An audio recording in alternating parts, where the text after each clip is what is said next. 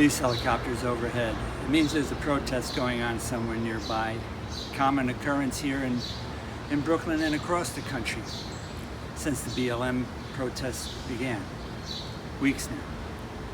I've been talking to booksellers and indie publishers about how the coronavirus has impacted their business. Now I'm talking to them about how these protests have impacted their community and their business. I'm talking today to Craig Popelars, who is the publisher of the great Portland independent press Tin House. And joining us is Emily Powell, who's the owner of Powell's, which, if you don't know it, it's the biggest indie bookstore in America. I think the biggest bookstore in America. There's a Barnes and Noble trying to claim that, right? But I think it's Powell's. You know, we haven't sent anyone out on a trip with a tape measure, but I think it's Powell's personally. Well, having been in both, I think it's Powell's too. So thank you both for joining me today. They're speaking to me, audience, from Portland, which has been such a hot spot lately. Really, you know, the top headline here in New York the last couple of weeks concerning the protests and the president's camouflaged federal agents that he sent in. But I want to start this conversation going back to COVID and finding out how you both are coping with that ongoing disaster. Craig, I'll start with you. I don't think you'd been at Tin House all that long when this hit. Am I right? I have not. It was, I arrived here in Portland after 25 years with Algonquin Books. Last July is when I rolled into town as Tin House, their acclaimed summer workshop was kicking off. And it was a great way to enter the Portland literary community with that workshop and the great work that's being done over there. So I did have a 6 month, maybe about 6-7 months in the seat here at Tin House before COVID appeared. I think it was just showing itself when we were at our Norton sales conference in early March. And it was immediately after that we pulled out. Was that in New York? We flew into New York for that. And I was going to fly immediately to the AWP conference in San Antonio. And we immediately, with sort of Lance, who oversees our workshop, the director of the workshop, just made a really good call to say, hey, this is not where we should be right now. And so we made the call to pull out of AWP. And that was sort of the beginning for us of the impact of COVID. And you're in the Tin House office right now, aren't you? I am. And you're alone, the staff is all working remotely? Everyone works remotely. I've been the one that comes in on a daily basis. We're very fortunate that we own the building here in the northwest neighborhood of Portland. So I am pretty much the only one that is in here. So I have the opportunity to receive all the shipments that come in and go out from UPS and sort of steer it from the office here. And how has it been working remotely with the staff? Or, I mean, you must have had to postpone some books and things like that. How has it been managing the team and keeping them going?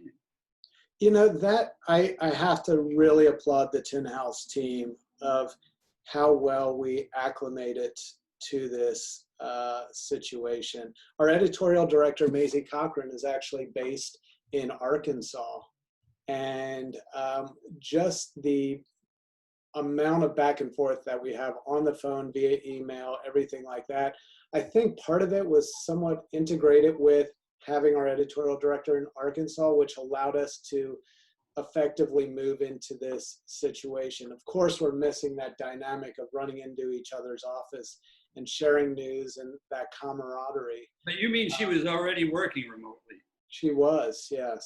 So you were kind of prepared for yes.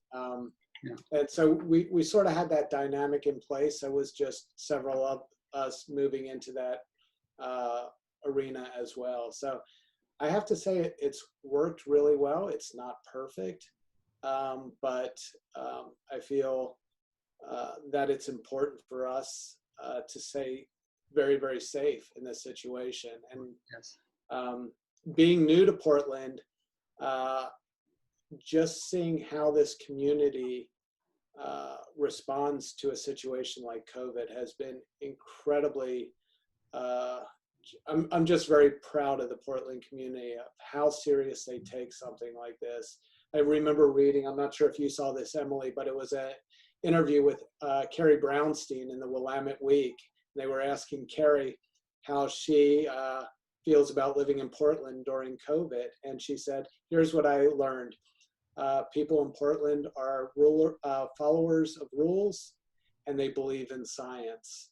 And I think that has really helped keep our numbers down in the greater Portland community. Emily, I know from reading an interview with you that what was coming with COVID kind of sank into you on Friday the 13th, which struck me because it's the same day that we realized we've got to close Melville House. Yeah. But you've had ups and downs since then. You were able to bring some staffers back. How is it going for you now? You have the great advantage of having already been a great online bookseller, maybe the most prominent indie online bookseller in the country.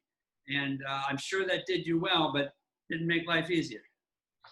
No, February and March seemed like a decade ago already, but it's easy to forget that Oregon actually was sort of at this leading edge of the start in the U.S. We had some of the first cases, and I actually think that helped us in many ways. We were all kind of on tenterhooks for some time ahead of the actual shutdown, wondering what would happen.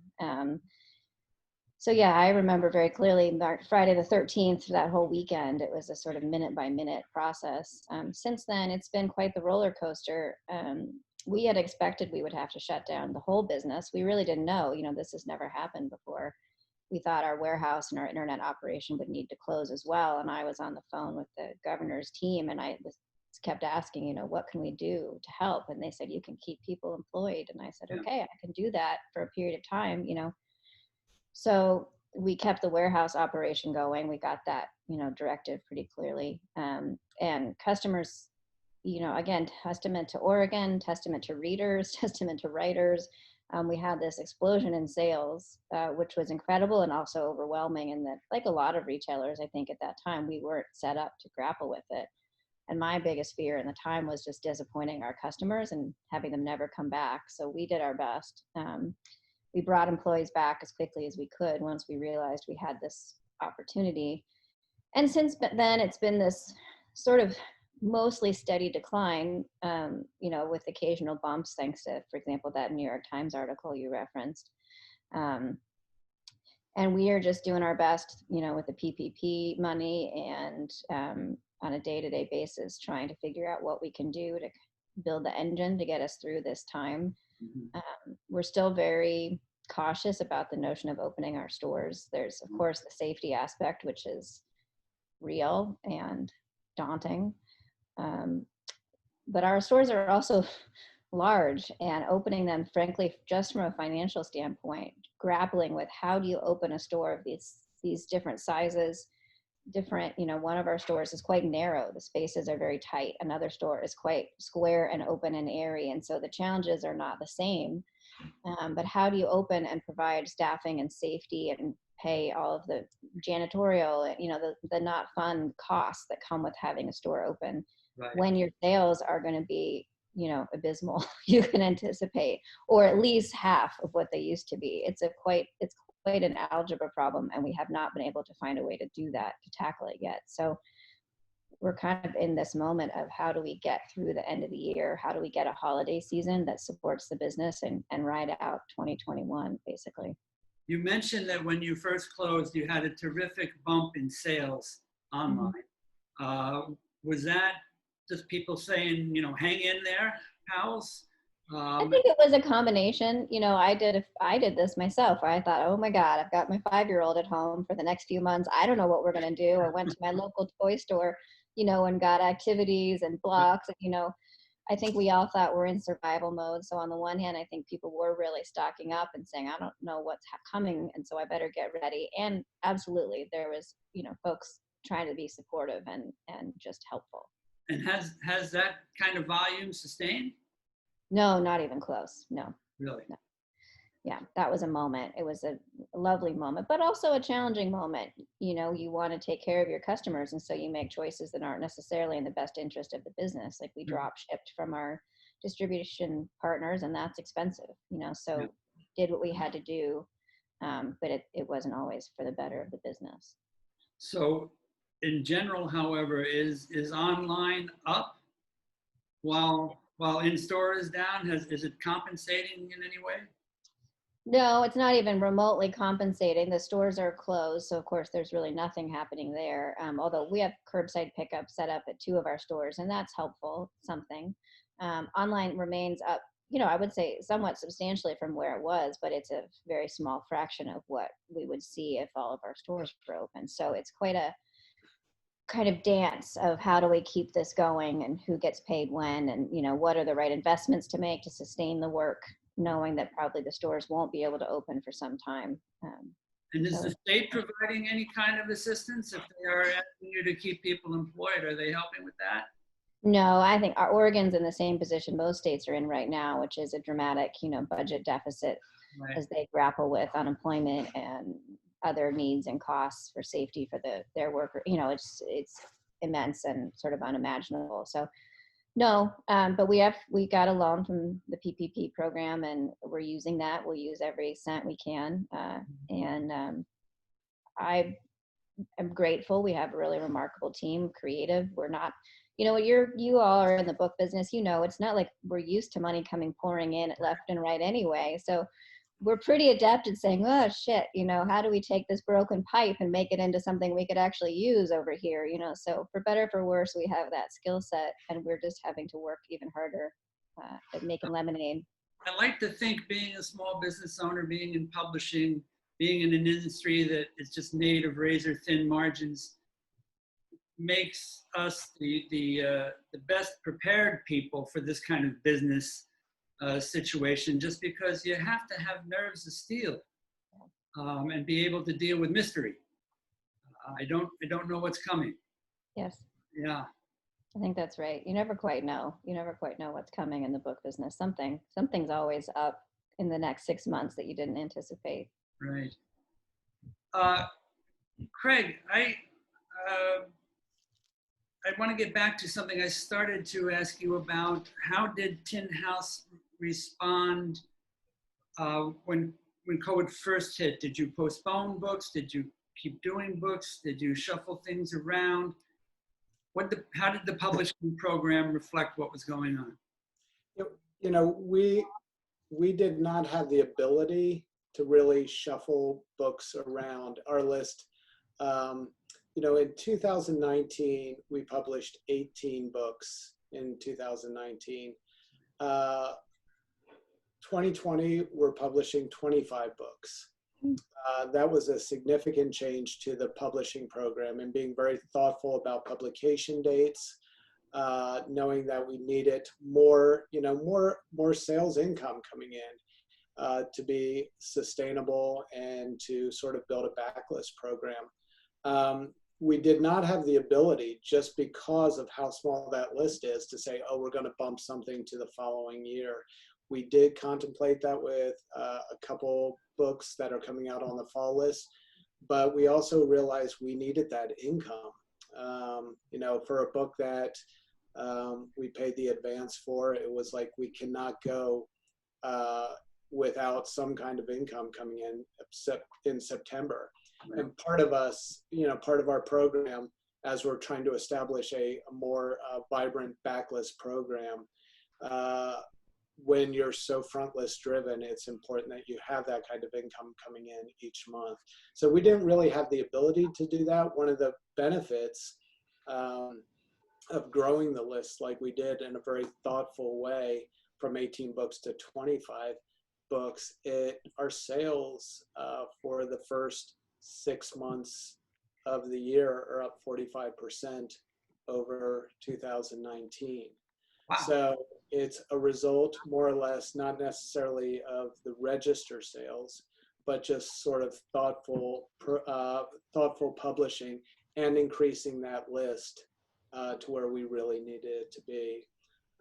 So we've been very fortunate to start off the first half of the year in this kind of situation. The next 6 months are my biggest concern, is how to navigate a very, I would imagine, tumultuous fall and questionable fall, if it's with COVID, if it's with the election, with a holiday season, and also our partners within the indie bookselling community. You know, our books at Tin House are discovery titles, and that discovery is a result of our friends within the indie bookselling community that champion our kind of books and our publishing program. And so we have to sit there and navigate and say, if we don't have that, how best can we still support the indies, but become our own shelf talkers for our books? So a lot of this is what we have to do that's more consumer facing as much as possible. So we've definitely elevated the outreach on that front with newsletters, social media, working with bookshop.org, and still trying to do as much with the indies as possible with virtual events. So a lot of that has been, you know, where we're shifting our attention right now.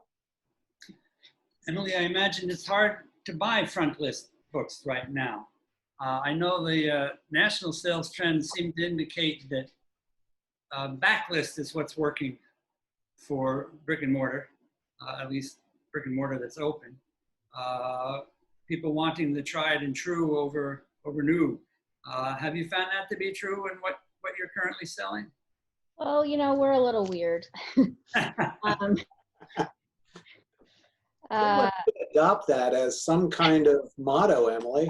That's a t-shirt. Portland weird, maybe? I don't know. I like that. Yeah. So yes and no. We, on the one hand, can't keep some front list titles in stock. You know, we're experiencing what a lot of booksellers are experiencing, and that is the sort of the big stuff right now. There just isn't enough of it. It's moving a lot faster. Everyone's home online and ordering, and staying ahead of that curve. I mean, in all aspects of our business, time and what our culture and our society wants right now is just moving at warp speed. And so you think you've got your finger on the pulse of something, and the next day you realize you're woefully behind. And not only that, your audience is pissed at you because you overslept that morning, you know. So front list is still doing more or less well for us, as long as it's the right title. Absolutely backlist when it comes to the tried and true. You know, if everyone asks me, what are people reading? Well, none of us want to read about what's happening right now. Most of our customers are looking for classics or something that was written some time ago. But then also newer titles in the sort of hobby, you know, category, folks who are at home and making bread, that trend is really still continuing. So that's, you know, a little bit of mix of front and back, and of course used for us is heavy. Why we've added sourdough recipes to all of our new debut fiction novels. Nice. Add a little starter with each order. Exactly. I like that. Another interesting trend that makes me happy is that fiction is up. I think because, as you say, maybe people don't want to read about the current reality. That's right. Fiction, which is literary fiction, which has been a tough sell the last few years, is really revived since COVID. It's good news for your list, Craig.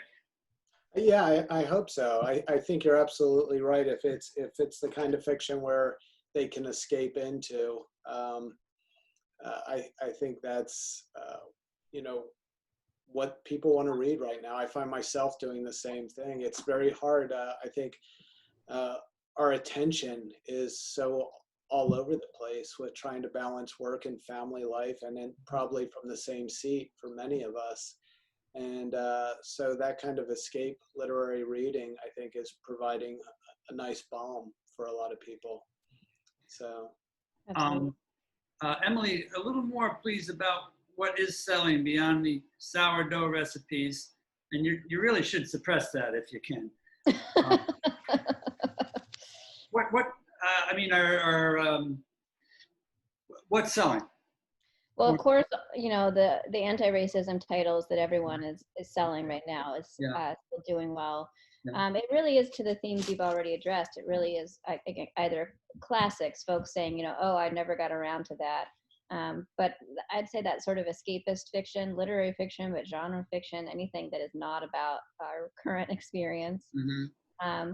And then it's those home activities. It's what are the things I can do to make this, whether it's cooking or, you know, maybe it's not sourdough, but it may be more craft titles or art.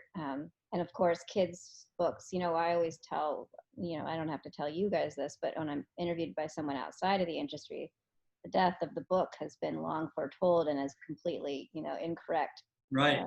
coverage. And one of the greatest measures for us is always children's books, which we can always sell more of. There's no sort of ceiling on that. So children's books, activity books, anything, you know, we're all homeschooling our children right now. So those are the major categories that are doing well for us. Is politics selling? That's a good question. And I'm afraid I don't have the answer for you, but I can tell you that for us, election years, presidential election years are always bad for business. So that tells you something about Net overall. That year is going to be a soft, you know, challenging year, unless, you know, you get a new book by Michelle Obama. For the most part, it's, you know, the titles that come out are generally not what folks are really, they might be interested in reading, but they don't want to actually buy it. There's an article in the New Republic right now that says Donald Trump saved the publishing industry. And it's referring to books, to basically to the Simon and Schuster list, which is selling, you know, Mary Trump and John Bolton's book and so forth. It's no Harry Potter, you know, and I realize J.K. Rowling is not anyone's biggest, their favorite right now, but I think that may be true, but it's, you know, for a moment, everyone wants that one book and then that goes away. Yeah. It's not the sustaining work that folks want to purchase. So you're not looking at the stocking up specifically with political books for the campaign season? Look, we're opportunists. My dad was a commercial fisherman and his motto is always keep your net in the water. So I'm not going to miss out on selling those books, but it's not our focus for the fall and winter. No one really wants to gift that book to someone in the holiday season, or here you're having a hard go of it in a pandemic. Why don't you read about the demise of the world? You know, it just isn't something that motivates purchase for the most part. Emily, are you seeing any, we've seen a really nice bump on our poetry. And obviously our Tin House poets in many ways are capturing a moment in many ways. And it's been really amazing to see that, having gone back to press on a couple poetry titles recently as a result of this. And I think there is the ability that poetry in these moments speak in a different way. Absolutely. And lend a great voice to it. And that's very exciting. I've never been a part of a poetry program before, but just to see how our poets are now raising their voices in different ways and in very thoughtful ways, that's very exciting to see. And just reading some of these poems and hearing the poets read, and they're very, very socially involved and have great followings. And it's really refreshing to see poetry having this emergence in this time. It certainly resonates for me personally. I mean, I would say that's sort of the exception to not wanting to read about something that's been written recently. Poets are more capable than others maybe of taking us someplace that feels meaningful and supportive, even when the material is hard in this time. I think in kind of literary and trade publications, I feel like I'm reading more about poetry books, Craig. I think people are seeing a revival there, and it's a reflection of the times. I don't know if either of you read Ron Charles's Friday newsletter, the great Washington Post critic. He always ends his newsletter by calling out a new poetry book and quoting a poem in full. And just every week, I feel like I got to get that book. He's a terrific salesman. That's wonderful. I think it does reflect something going on. I want to see if we can talk a little bit about what you see coming up.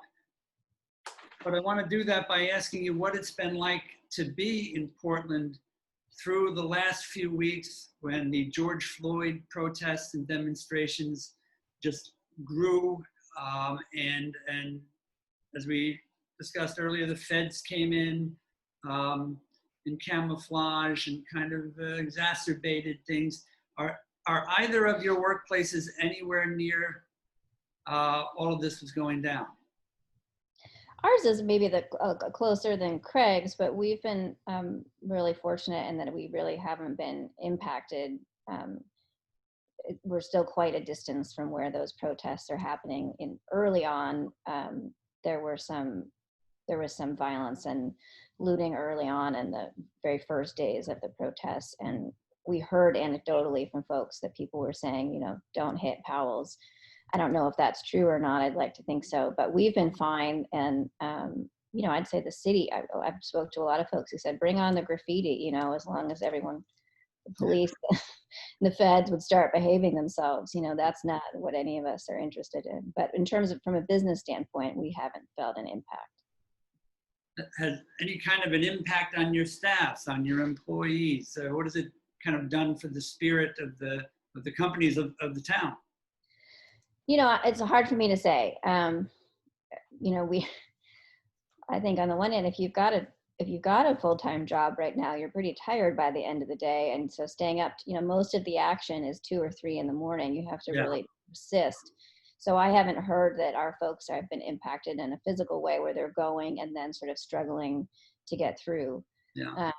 Certainly psychologically, it's stressful and challenging. We're all trying to find a way to contribute for the betterment of our communities, and some of that comes out through work, some of it comes out through our personal lives and our choices. So I think everyone is carrying that burden right now on their shoulders of how do I contribute as an individual, how do I contribute at Powell's to this work, but it hasn't really shown up in any other way other than in great dialogue and conversation.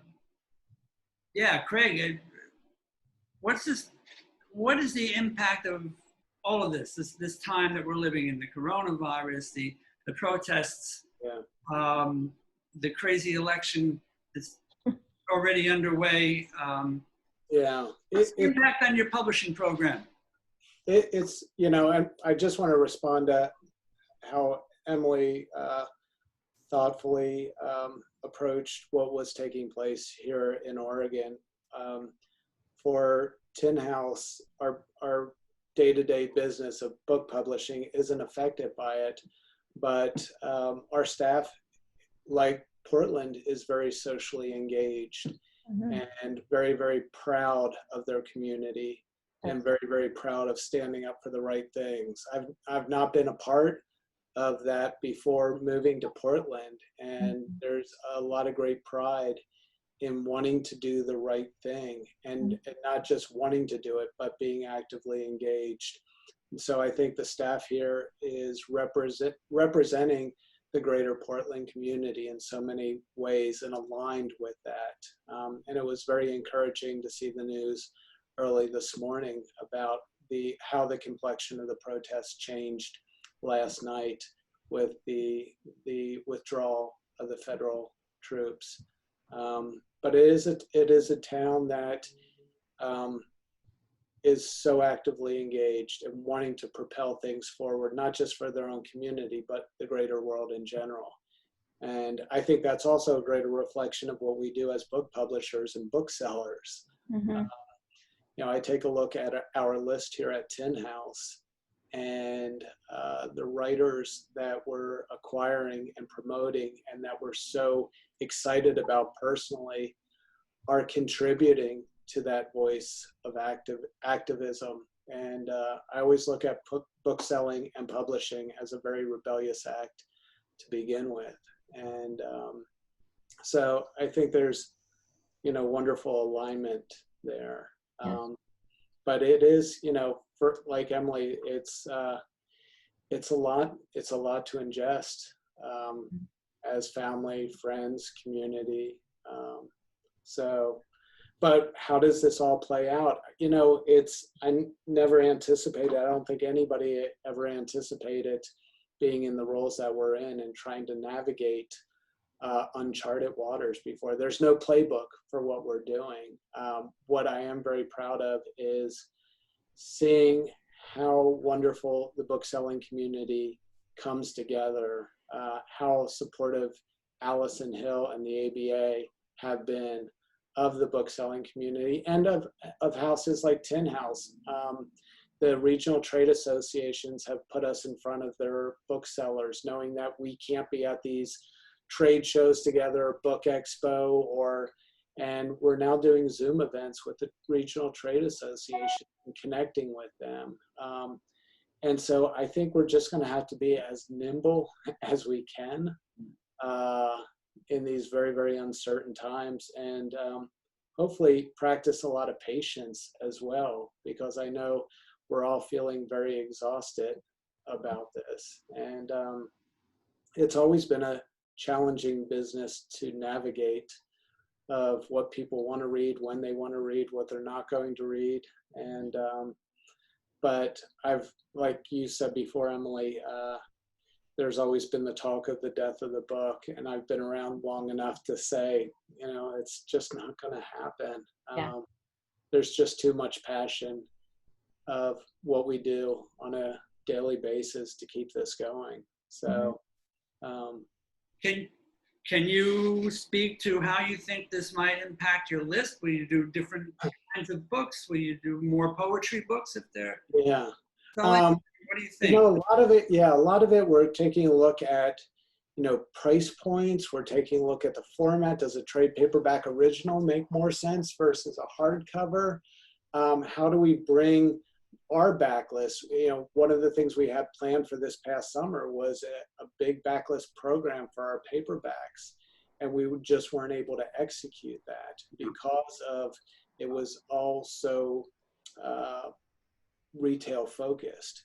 So we also have to look at alternatives for us, you know, places that we've never really explored extensively, with One Community, One Book Reads, freshman year experiences, catalog companies that might not have thought of some of our nonfiction books, and really trying to make those connections, building up that consumer facing visibility. You know, one of the great things was right before COVID, we had a very antiquated website, and in the early fall we started rebuilding it with actual buy buttons for all the, and you know, and it was like, okay, now we're going to have SEO part of our, and so we already were implementing creating more enriched pages for our books. And so when COVID hit, it was like, wow, great, at least we're now connected to PALS and bookshop.org and Indie Commerce and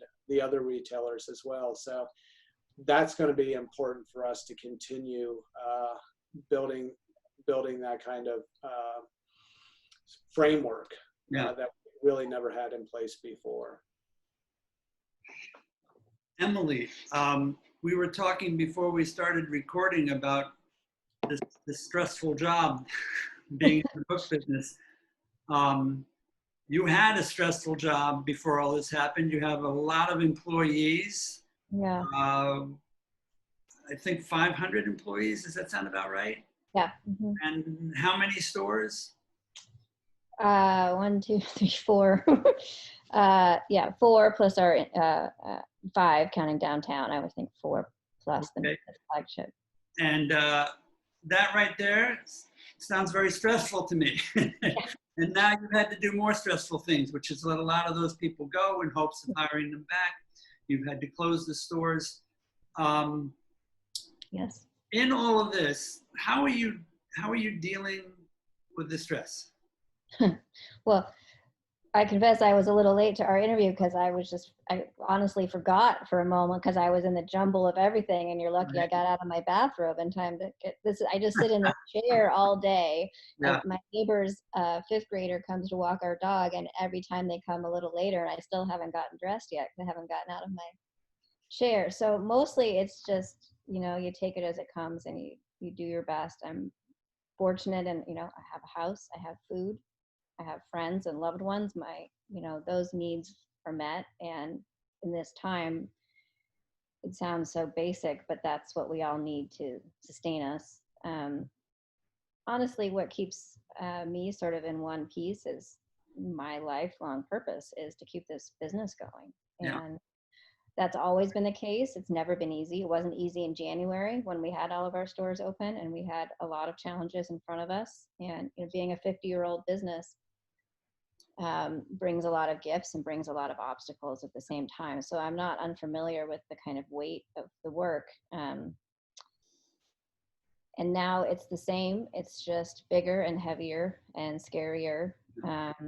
I work with a lot of tremendous people. It all sounds trite because we could probably all say the same things, but it's the truth. It's getting up every day, facing these challenges with people I've worked with most of my life. I'm almost 42. We just had a 30th anniversary party for a woman on our management team, and we went around the group. Everyone was the youngest employee at Powell's was 50, had just celebrated her 15-year anniversary. So it's no lie to say these folks feel like family, and my job is to keep all of us employed and on health insurance, and to keep every other person that I possibly can, and to keep selling books. If I were selling something else, I don't think I'd be intact at the moment. What would be the point, really? Right. And if I didn't work with so many wonderful people, well, this would be a lot harder. But you just take it one day at a time and try to keep your eye on the goal line. Well, there are encouraging signs out there. Dr. Fauci has just testified. There are? Tell me, please. Fauci just testified before Congress that he believed they would indeed have a vaccine very early next year. So 6 months away. I'll knock on my wood cabinet here. I know. I need a goal like that to know I got to get that far. My final question for each of you is whether you are doing something now to cope with the situation, something new to you that you weren't doing before, that you're going to keep doing when we're all back to normal, if Dr. Fauci is right, sometime early next year. Maybe I'll start with you, Craig. Are you doing anything you're going to keep doing? Definitely, one of my goals here is to create more of a consumer-facing program for Tin House. I think one of the beauties of being at a small independent house is readers can get their arms around it and want to champion the small houses. And I think we're publishing such great books, but I think it's going to be, very important. We've always looked at the indies as our biggest ally, but we've got to be able to support the indies more by getting out in front of the books ourselves, knowing that, we're not going to be a house that can afford a full page review in the New York Times, full page ad in the New York Times book review. We've got to take more ownership of that to create the platform in the community, bring a greater reading community to what we're doing at Tin House, to drive the books, or, drive the sales through those retailers that partner with us. So that's going to be very important for us to move forward. I think too, one of the things that we're learning from COVID is we need more diverse books on our list. And I'm speaking of most of our list is fiction and poetry. And we are working and have been working to build a greater nonfiction program to sort of, in situations like this, when people stop reading fiction, or not stop reading, but it quiets down, that we have other types of books that can thrive. And so I think creating more of a range of what we publish is going to be beneficial moving forward as well. How about you, Emily? The bizarre answer for me is an honest no. What we have to do is get better at what we're doing. Everything I can think of that we are doing now are endeavors we had undertaken before or knew we needed to undertake. And this time has just ratcheted up the pressure 1,000-fold. So our website is pretty antique at this point and has a lot of problems in its underlying mechanics, and we've been going through a process of trying to fix that. That's extremely complex and labor and intensive. And so, well, we still need to solve that problem. We needed to solve it 10 years ago. Now we really need to solve it. And so we have to find some more creative solutions for moving that up along faster. We need to be able to, pivot within our inventory a little faster to respond to the changing moments. And I mean, in this case, the change of all of our stores being closed and the inventory shift of what people want now versus what they wanted a year ago.